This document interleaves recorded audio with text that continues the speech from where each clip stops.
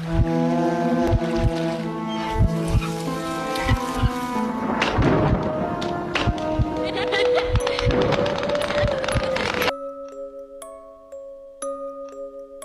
का नाम काली हवेली।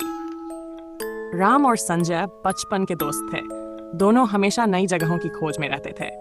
एक दिन उन्होंने सोचा कि क्यों न जंगल के बीचों बीच एक कैंपिंग ट्रिप की जाए। मौसम सुहावना था, सूरज धीरे धीरे ढल रहा था और हवा में हल्की ठंडक थी। दोनों दोस्त अपने बैकपैक में जरूरी सामान डालकर जंगल की ओर निकल पड़े। पहले कुछ घंटे सब सामान्य थे। दोनों हंसते खेलते, तस्वीरें लेते और जंगल की खूबसूरती का आनंद लेते रहे। लेकिन जैसे जैसे शाम बढ़ी, वातावरण बदलने लगा। हवा में अजीब सी खामोशी छा गई। पक्षियों की आवाज अचानक गायब हो गई और सिर्फ उनके कदमों की आवाज सुनाई दे रही थी। जंगल के बीचों बीच उन्हें अचानक एक पुरानी हवेली दिखी। हवेली जर्जर थी और उसके दरवाजे और खिड़कियों में धूल और जाले जमा थे। राम ने कहा, चलो अंदर जाते हैं, शायद अंदर कुछ रोचक मिलेगा। संजय थोड़ा डर रहा था, पर दोस्ती के नाम पर मान गया। जैसे ही वे हवेली के अंदर पहुंचे, हवा ठंडी और भारी लगने लगी। दीवारों पर पुराने चित्र थे जिनकी आंखें जैसे जिंदा हों। अचानक दरवाजा अपने आप बंद हो गया। राम ने हंसते हुए कहा, यह तो मजाक सा हो गया, पर संजय के हाथ कांप रहे थे। वे ऊपर की ओर गए। हर कदम पर फर्श टमराता और कहीं कहीं ऐसा लगता जैसे कोई उनके कदमों की नकल कर रहा हो।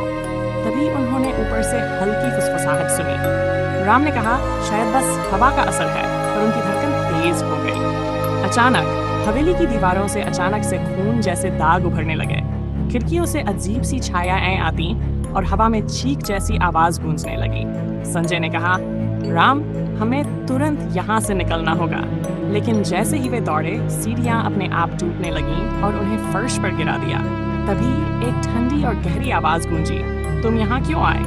दोनों लड़के कांपते हुए चारों तरफ देखने लगे, पर कोई दिखाई नहीं दिया।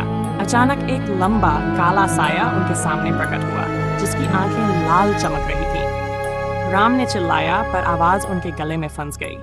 हे प्रभु, रक्षा करना, यहाँ से सही सलामत चले जाऊं। साया धीरे धीरे उनके पास आता रहा और जैसे ही उसने उनका स्पर्श किया, दोनों की आंखों के सामने अतीत की डरावनी घटनाएं घूमने लगीं। हवेली में मर चुके लोग, उनके दर्द, उनकी चीखें और उनकी आत्माएं। राम और संजय समझ गए कि ये कोई सामान्य हवेली नहीं थी, ये किसी शापित आत्मा की हवेली थी और अब वे इसमें फंस चुके थे। हवेली के दरवाजे अपने आप बंद हो गए। खिड़कियों से लाल धुआं आने लगा और चारों ओर हंसी और चीखें गूंजने लगीं। कभी कभी लोग कहते हैं कि रात के समय जंगल के पास एक पुरानी हवेली में 2 लड़कों की चीखें सुनाई देती हैं, और अगर तुम पास जाकर देखो तो सिर्फ 2 खाली झोपड़ियां और खून के धब्बे दिखते हैं, पर कोई भी वहां भीतर जाने की हिम्मत नहीं करता। कहानी खत्म होती है। लेकिन अगर तुम कभी उस जंगल में अकेले जाओ, याद रखना, काली हवेली हमेशा किसी की तलाश में रहती है।